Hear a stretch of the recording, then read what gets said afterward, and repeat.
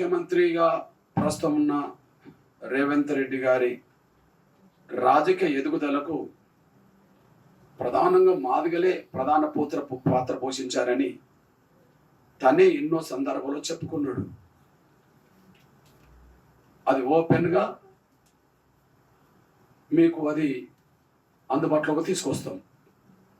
ముందుగా తను జెడ్పీటీసీగా గెలవడానికి రాజకీయాల్లో ముందుగా, తర్వాత శాసన మండలికి పోటీ చేసినప్పుడు గెలవడానికి, కొడంగల్ నుంచి ఎమ్మెల్యేగా గెలవడానికి, మల్కాజ్గిరి పార్లమెంటు గెలవడానికి మాదిగలే ప్రధాన భూమిక పోషించారని, మాదిగలు నిండు మనసుతో ఆశీర్వదించడం వల్లనే నేను ఈ స్థాయికి ఎదిగానని, నా జాతి కూడా ఇంత మాదిగలు అందించిన సహకారం అందించలేదని ఆయన చెప్పిన సందర్భాలు ఉన్నాయి. అది రికార్డు ఉన్నది.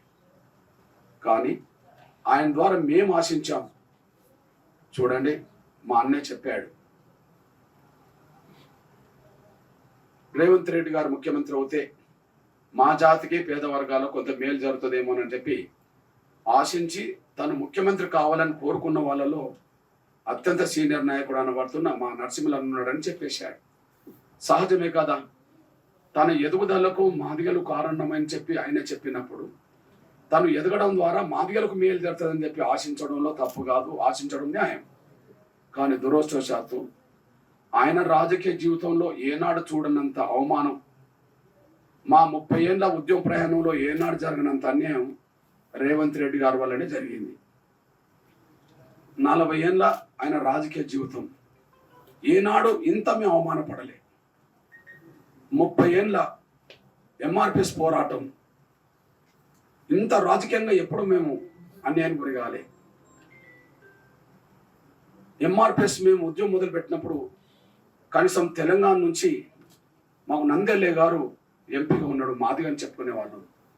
వాస్తవానికి 6 ఎస్సీ పార్లమెంటు నియోజకవర్గాలు ఉమ్మడి ఆంధ్రప్రదేశ్లో ఉన్నప్పుడు 5 మా మాలల చేతికి వెళితే తెలంగాణ నుంచే 1 సిద్దిపేట మాకు వచ్చేది.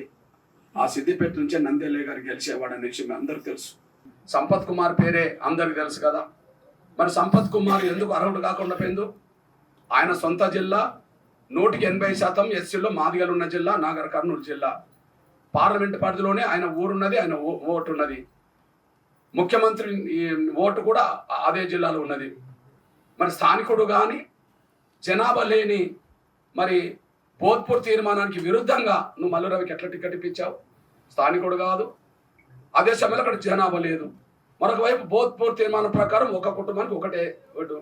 మరి ఆయనకి ఎందుకు ఇప్పలేదు? సంపత్ కుమార్కు ఎందుకు ఇప్పలేకపోయావు? ఇక్కడ నాకు అర్థమవుతుందంటే కాంగ్రెస్ పార్టీలో ఎదుగుతున్న యువ నాయకులు, అదే సమయంలో వాయిస్ ఉన్న యువ నాయకులకు రేవంత్ రెడ్డి చెక్కు పెడుతున్నాడు అనడానికి ఇదంతా సాక్ష్యం కూడా మీరు దృష్టి తీసుకొస్తున్నాను నేను. ఒక అద్దంకి దయాకర్కు అంతో ఇంతో సమాజంలో ఒక పేరున్నది, ఆయనకు వాయిస్ ఉన్నది. కాబట్టి ఆ వాయిస్ ఉన్న ప్రతినిధి రావద్దని చెప్పి ఆయనకు చెక్కు పెట్టడం జరుగుతుంది. ఆయనకు చెక్కు పెట్టడానికి కారణం ఏంది?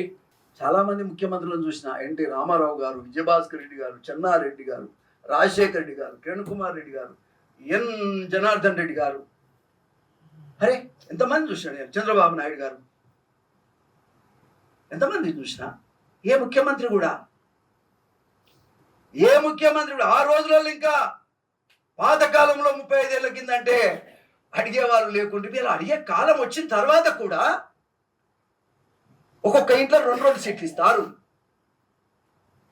ఇలా వాటాలు పంచుకుంటున్నారు.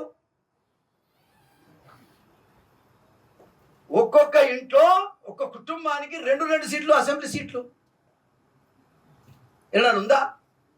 ఇంతమంది ముఖ్యమంత్రులు ఎవరు కూడా చేయలే ఆ పని. ఒక కుటుంబానికి 2 సీట్లు ఏందండి? Non sense. ఇలా పెద్ద పెద్ద ఉపన్యాసాలు చెప్తున్నాడు. ఏ రకంగా నీ రాష్ట్రం ఇది? పట్ట పగలు పంచుకొని తింటున్నారు ఇవాళ. ఇదెంతవరకు సమంజసం? ఒక ఇంట్లో 2 ఉండరా ఎమ్మెల్యేలు? ఇక ఏకంగా మా పెద్దపల్లిలో అయితే 3. మా వివేక్ పాపం అధికార దాహం అనేది తీర్చలేదు పాప తమ్మునికి.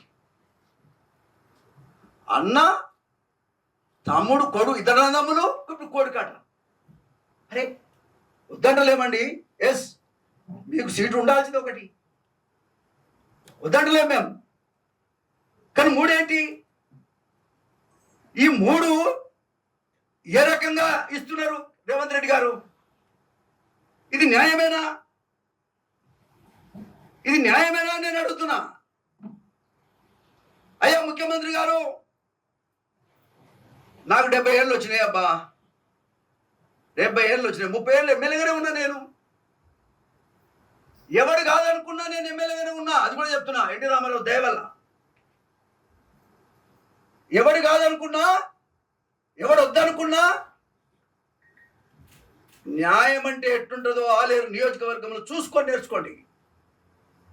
మోత్కుపల్లి నరసింహ గారి పరిపాలన 30 ఏళ్ళు, 25 ఏళ్ళు ఆలేరు నియోజకవర్గం, 5 ఏళ్ళు తుంగతుర్తిలో నేను చేశాను. ఒక్కసారి నా పరిపాలన విషయాన్ని కనుక్కోండి మీరు. సమాజ స్థాపన అధికారంలో ఎవరమున్నా న్యాయం వైపు వెళ్ళాలి. అన్ని గ్రామాల్లో ఉన్నటువంటి నా దళితవాడి కోసం లేస్తారు మీరు, అక్కడికి రాని కోసం లేవండి, మన జాతి కోసం మీరు అడ్డం నిలబడండి. అదేవిధంగా అన్ని వర్గాల వాళ్ళకి నేను విజ్ఞప్తి చేస్తున్నా. అరే దీన్ని ఏ రకంగా కూడా సహించేది లేదు. నేను కృష్ణ మాదిగ, మా అన్ని దళిత సంఘాలు, మాదిగ సంఘాలు వాళ్ళకి అందరికి నేను విజ్ఞప్తి చేస్తున్నా. మీకు ఏమైనా చిన్న చిన్న పొరపాటు మీకు ఉంటే అవి పక్కన పెట్టండి. ఇది మోత్కుపల్లి గారి పిలుపు. రండి, అందరం కలిసి పనిచేద్దాం.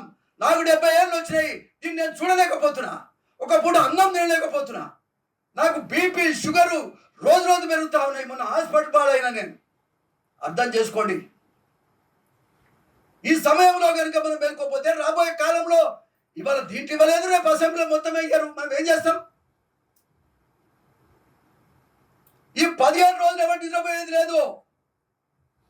ఎవరంటే శ్రీహరి అనేవాడు మాలమ్మాదిగల దగ్గర వాళ్ళ నోటి కాడి బుక్క గుంజుకొని బతుండని మన ముఖ్యమంత్రి గారు చెప్పారు.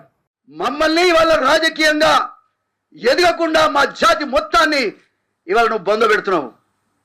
ఏ రకంగా కూడా ఇది న్యాయం కాదు. మా కన్నీరు ఉత్తగబోదు. నేను అంటున్నా కదా, నీకంటే కేసీఆర్ న్యాయం అనే పరిస్థితి వచ్చింది.